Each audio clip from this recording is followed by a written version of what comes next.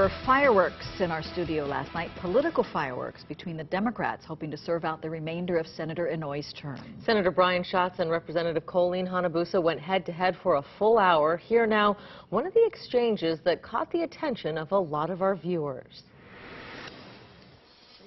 It was the moment in the debate when the candidates were asked to be complimentary. What has the opponent done to positively impact Hawaii? I think one of the things that she did very well with my old friend Scott Psyche was convene and oversee the Felix Consent Decree, a special investigative committee. I thought that proved to be very, very useful for state government in terms of getting our arms around spending that was a little bit out of control. The one thing that I admire about Brian is the fact that Brian is a survivor in this political arena. I'm just amazed, you know. In 2006, he stepped down and he ran for Congress. We all did. And then he managed to come back as the head of the Democratic Party. And the most important thing was when he won as the lieutenant governor. And then he convinced Neil Abercrombie that he should be appointed to the United States Senate.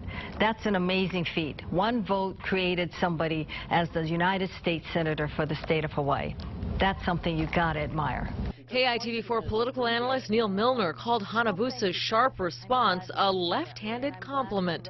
I mean, a survivor in the Democratic Party here? What's that mean?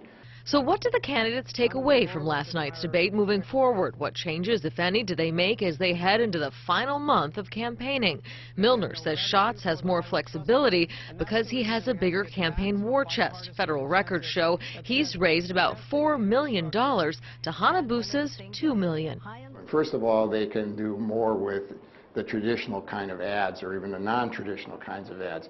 The second thing that they may be able to do better, and this is harder to read, but more sophisticated targeting of certain kinds of voters.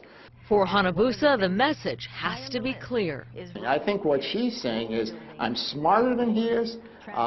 He feels more entitled to it than I am. I have more serious political experience, and I'm overall a better person to do the kind of work that needs to be done.